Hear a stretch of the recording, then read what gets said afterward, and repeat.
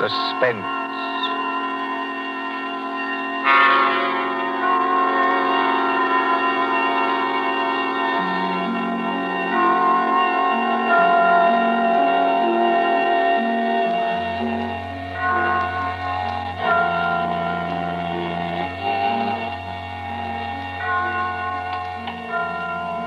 Now let's see. Suspect, suspectant, suspend. Here we are. Suspense. The condition of mental uncertainty, usually accompanied by apprehension or anxiety. Fear of something which is about to occur, as do not keep me any longer in suspense. For our story of suspense tonight, we invite you to enjoy The Devil in the Summer House by John Dickson Carr.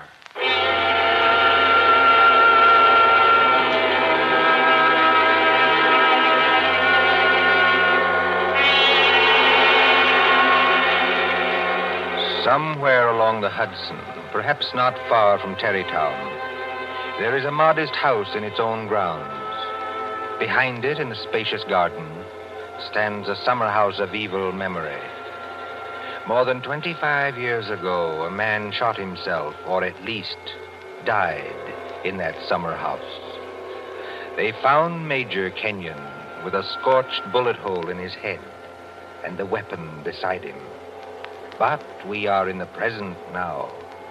The latticed summer house has grown heavy with vines, and only the other evening 2 men came into that garden at twilight, over the shaggy grass, as a storm was brewing along the Hudson.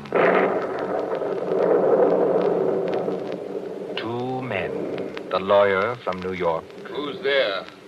And Captain Burke of the homicide squad. Easy, my friend, easy.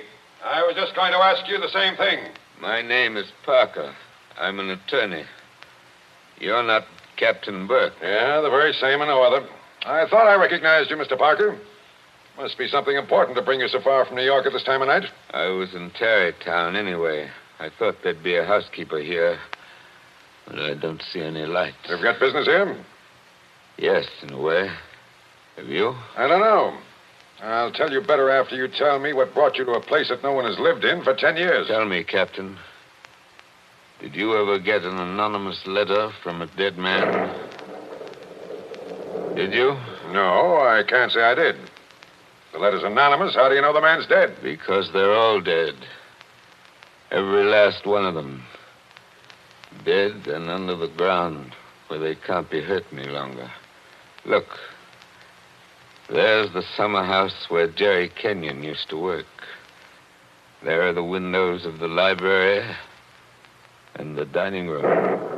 Looking toward it. Confound this lightning. Makes the windows blaze, don't it? Jerry Kenyon hadn't a care in the world. Yet he shot himself. I'll show you the letter. Now, look, Mr. Parker, I couldn't read anything in this light. But if we can get inside the house Certainly we can get into the house. I was the family attorney. I've got the keys. Why should a dead person send me a letter?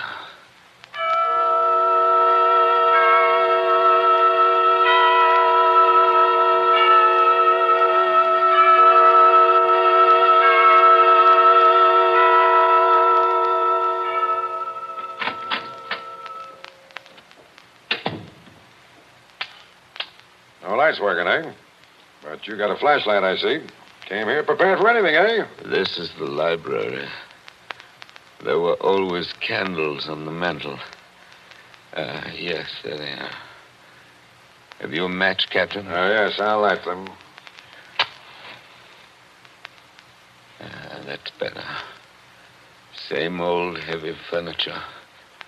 Same old thick carpet. Same old glove map. Now, Mr. Parker, this letter that you were talking about. Yeah. Read it. Hey, wait a minute. This thing is dated November 2nd, 1918. That's right, and be careful of that paper. You see how old it is? But it was mailed yesterday. From where? I don't remember. I didn't keep the envelope. Read it.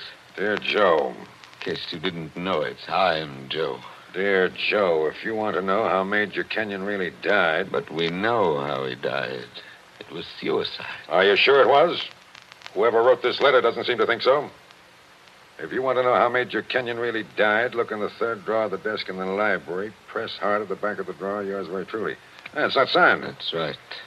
Now, you're sure you don't know who wrote that letter? This is the first time I've been back in this room, Captain. It was almost a home to me once. There's the chair where Isabel sat on the afternoon it happened. Isabel was Jerry Kenyon's wife. Beautiful woman. There's the door that the maid let me in by that afternoon. You know, Captain, seems to me they're all here tonight. Who? We stand beneath the sounding rafter, and the walls around us are bare as they echo our peals of laughter. It seems that the dead are there. Yet we stand to our glasses steady. You know it? I was in my school reader. Well, how does the rest of it go? Yet we stand to our glasses steady and drink to our comrades' eyes. Here's a glass to the dead already. Hurrah for the next that dies. Excuse me, Captain. I don't know what's come over me talking that way. I was very fond of these people. Are you going to look in the desk drawer? This is a lot of nonsense. Then why are you here, Mr. Parker? Jerry Kenyon was always a happy man. At least that's what I always thought. Big, boisterous fellow. Yeah? He had a good position with Vitatone. You know, the phonograph company. Yeah, sure, I know. But he'd just been made a major in the Army.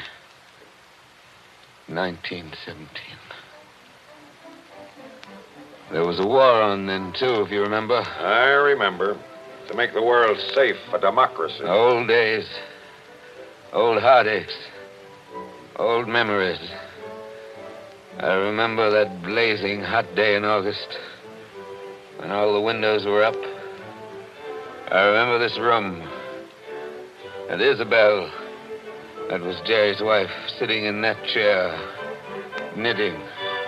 I remember...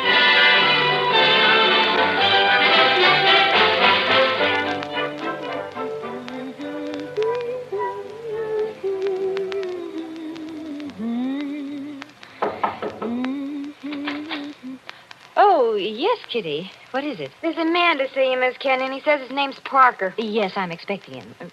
Show him in, please. All right, ma'am. Shall I take your knitting in your knitting bag? Why should you take my knitting? I don't know, Miss Kenyon. I just wondered. You can come in now. Thank you. Hello, Joe. Hello, Isabel. You sent for me? Joe, I must apologize for Kitty. Servants are getting to be a problem nowadays. She looks pretty enough to get along. Oh, Kitty's got large ideas.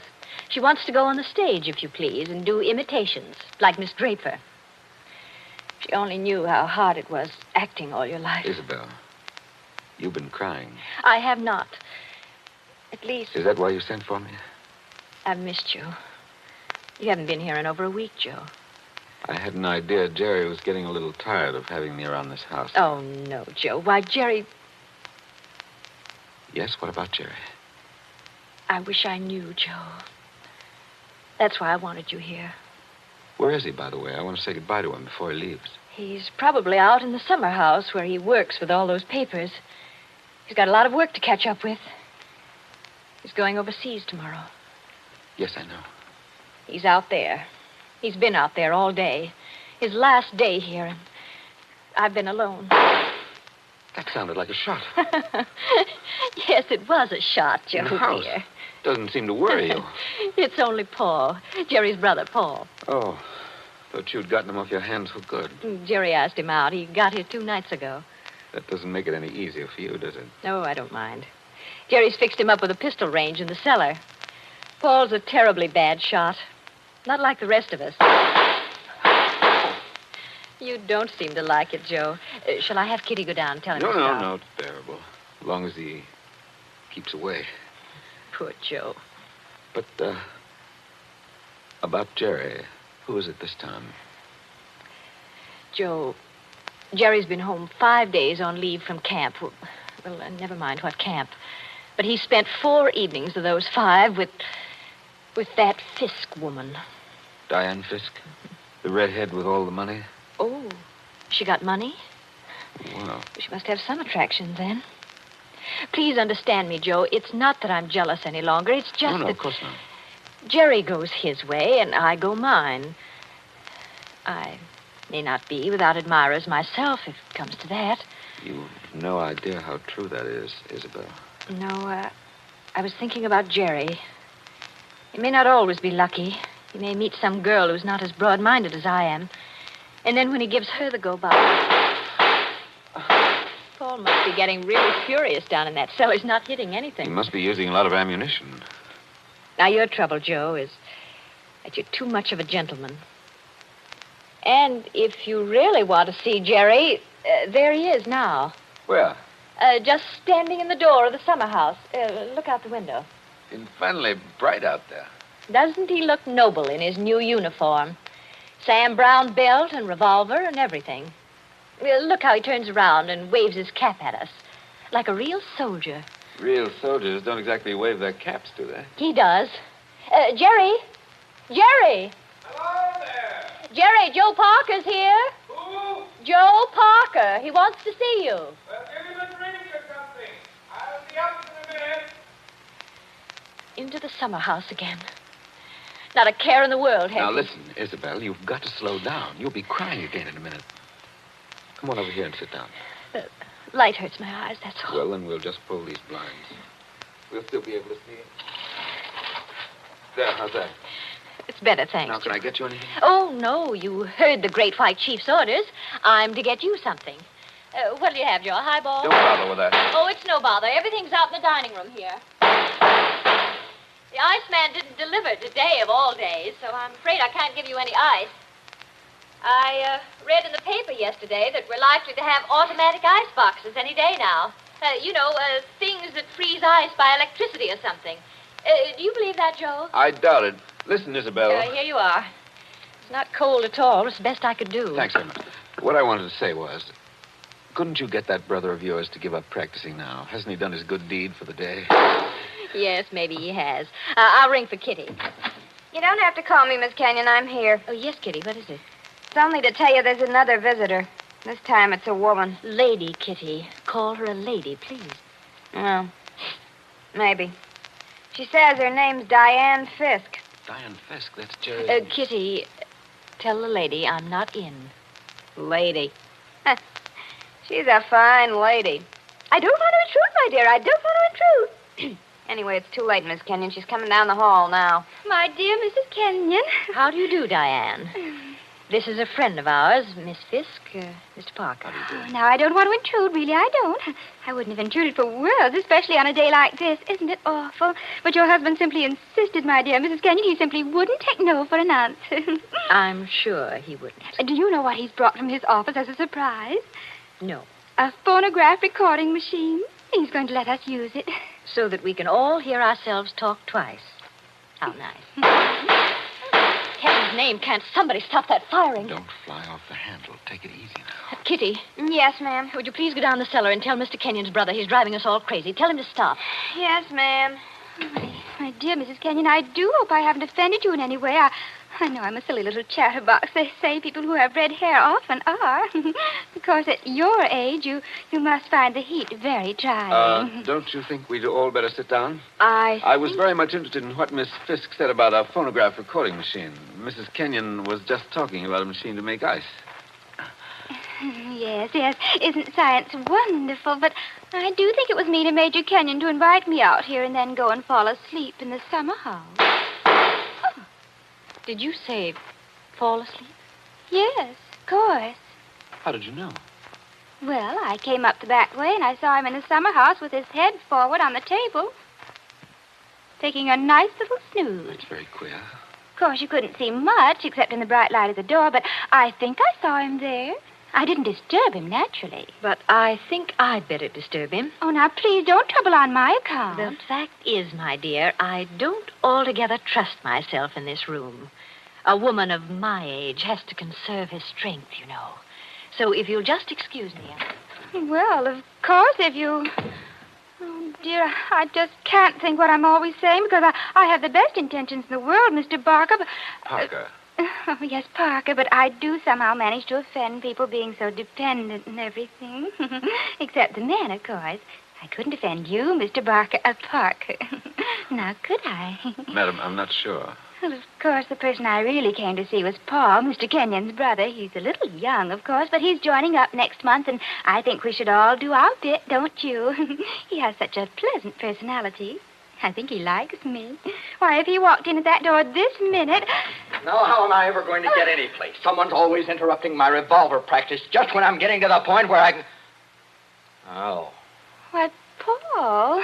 Good Lord, are you here again? You're a very untidy object, Paul. Well, it's pretty untidy in this cellar. And dirty. I've got cockroaches on me, so keep away. Did you have a good day shooting?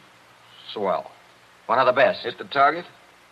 On the only shot that mattered, I hit the target dead center. That sounded like Isabel. I think it was Isabel. Why have you got those blinds down? Get them up. What is it? What's wrong with you? What are you looking at through that window?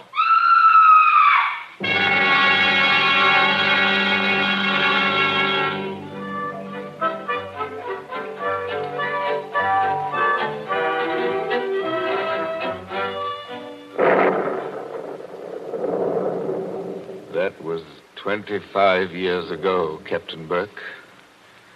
We found Jerry Kenyon lying across the table in the summer house. He'd shot himself through the head with his own revolver from the holster. It was lying on the floor beside him. Shut up, right? I see. When Isabel found him, he'd been dead about half an hour. The doctors proved that, did they? Yes, that shot had been fired against his head. The front of his uniform cap was powder burned where the bullet entered. There's no doubt about that. None at all.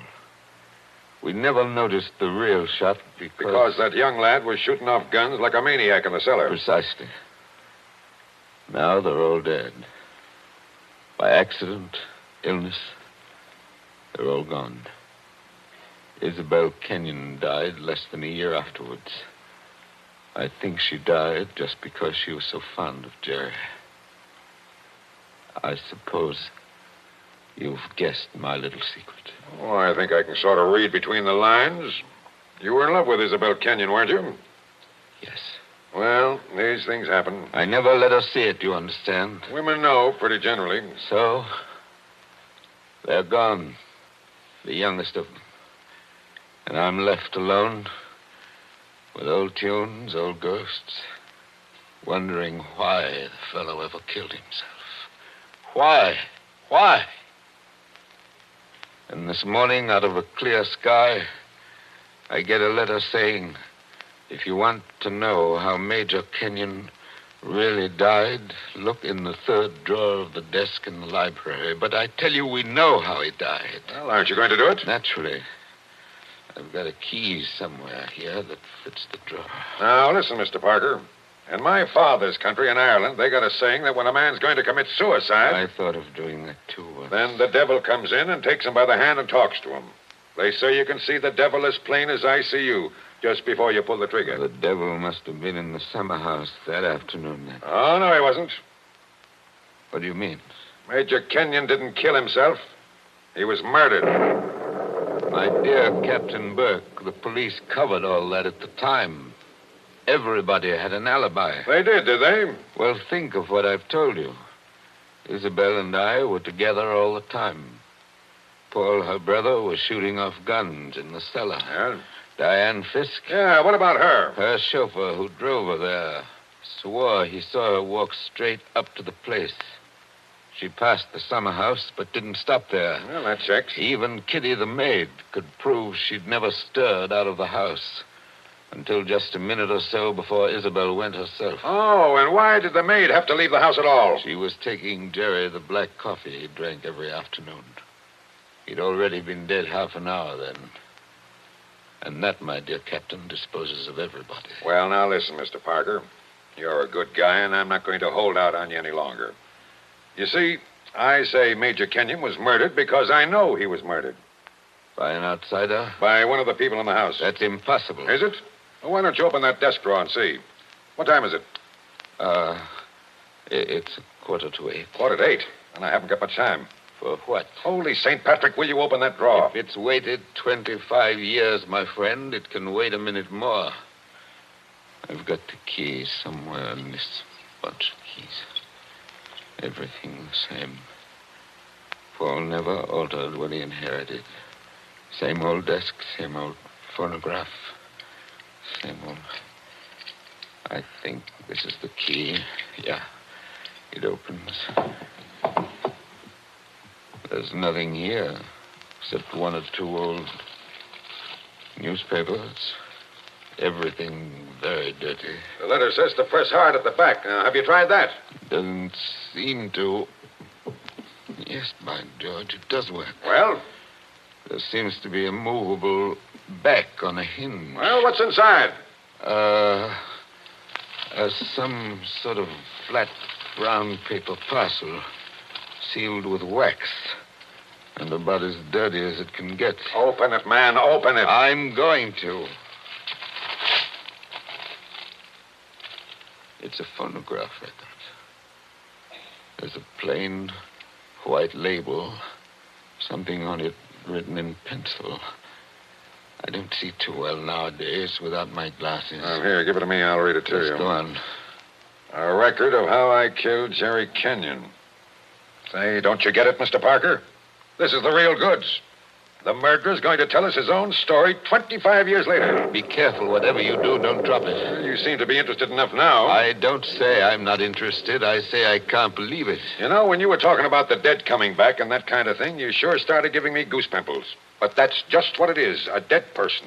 Now, there's the phonograph. Put that record on. Let's hear what the ghost says. Any of them could have made the record, of course. The apparatus was all here. Don't just stand there by the phonograph. Won't it work? Yes, it works. Is it wound up? Yes, it's wound up. Here goes. Now, look, Mr. Parker. Whose voice do you think it's going to be? I don't know. Now, I want to warn you. The voice you're going to hear from there... Please, be quiet. Listen. I've started it up. Well, speak up. Who killed Jerry Kenyon? I killed him, Joe, dear. Isabel. I'm sorry about it, Joe, but I had to have you for an alibi.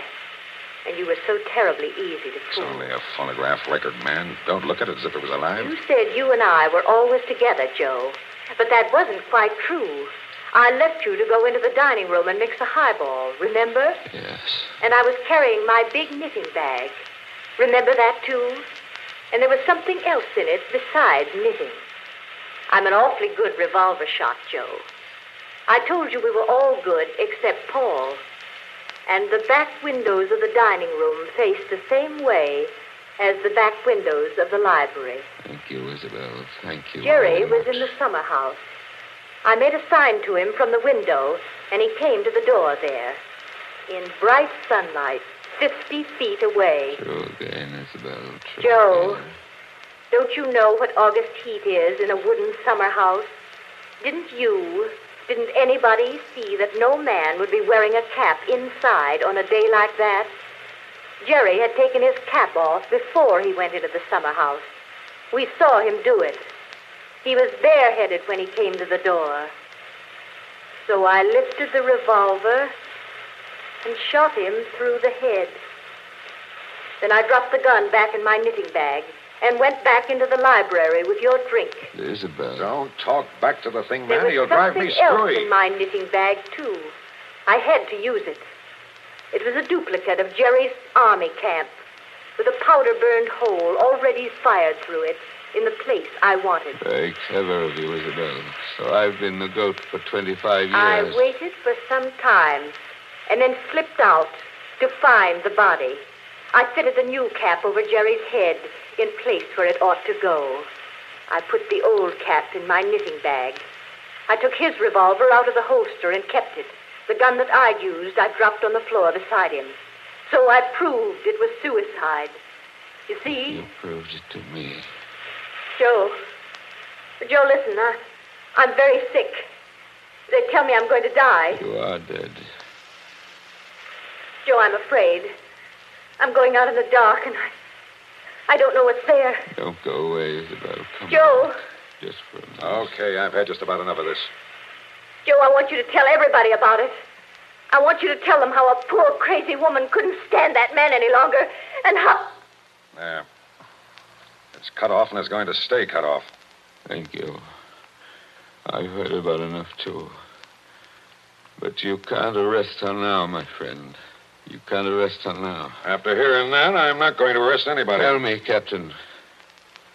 Did you know what was on the record? No. That's why I had to hear it. I knew about it, but I wasn't sure what it had to say. But so help me, I never guessed how hard it would hit you. Man, don't you get it even yet? Yes, I get it. Oh, no, you don't. You don't see anything. That was how the fake suicide was managed, yes. That's just how it was all done, bar one or two little things. Only... Only what? Only it wasn't Isabel Kenyon who committed the murder. Did I hear you correctly? You did? This is another one of your little jokes, I imagine. Can't you let me alone? Have you some kind of personal spite against me? What did I ever do? You're going to hear the real truth now if I have to hold you down in that chair. I know Mrs. Kenyon didn't kill her husband because I've just come from talking to the real murderer up the river. But they're all dead. Oh, no, they're not. And I haven't got much time either. That clock's just going to strike 8. What's the time got to do with Good it? deal if you'll follow me. Mrs. Kenyon died less than a year after her husband, didn't she? Yes. But it wasn't Mrs. Kenyon's voice you just heard in that record. What? I'm telling you, the real murderer hated her. Hated her like poison and wanted her blamed for the crime. When Mrs. Kenyon died, the real murderer wrote a letter. Well? But she never mailed that letter. She made a lying record of Isabel Kenyon's voice as evidence. Now you figure it out for yourself. Who was pretty enough to take Major Kenyon's eye and strike back like fury when she got thrown over? Who wanted to go on the stage and do impersonations? Kitty, the maid. Ah, you're talking sense. She shot Jerry from the dining room window. When she couldn't borrow Mrs. Kenyon's knitting bag, she went out to the summer house with a gun and the fake cap wrapped in a napkin on a coffee tray. She did go out, I remember. Actually, she got there before Mrs. Kenyon did. But the summer house was dark inside, and Mrs. Kenyon never noticed her. The next day, Kitty wrote that letter, but she couldn't bring herself to send it. So she kept that letter till the day before yesterday. Then one of the boys at Sing Sing... Wait a minute. Thinking he was doing her a kind action, put a stamp on it and mailed it. Did you say Sing Sing? Yes. They're electrocuting her tonight for the murder of an Italian down at Collier's Hook. I found out about the record, all right. But the one thing I wasn't sure of was that she had done the job alone. Now, frankly, the way you acted, I thought that you might have been in on it, too. Well, that's why I had to hear it through. And it was anything but a joke. And now, here it goes to blazes forever.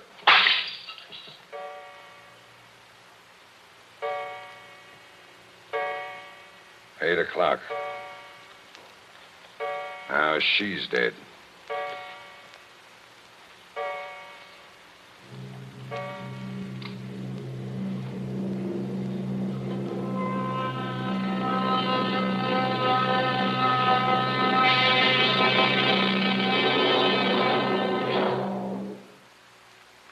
And so ends The Devil in the Summer House. Tonight's story of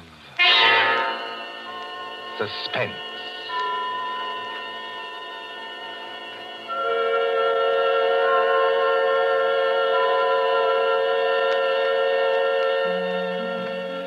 The part of Mr. Parker was played by Martin Gabel.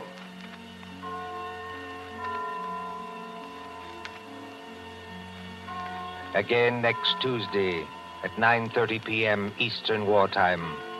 A story dedicated to the thrill of the nighttime, the hushed voice and the prowling step. Another adventure in suspense. William Spear, the producer, John Dietz, the director, and John Dickson Carr, the author, are collaborators on Suspense. This is the Columbia Broadcasting System.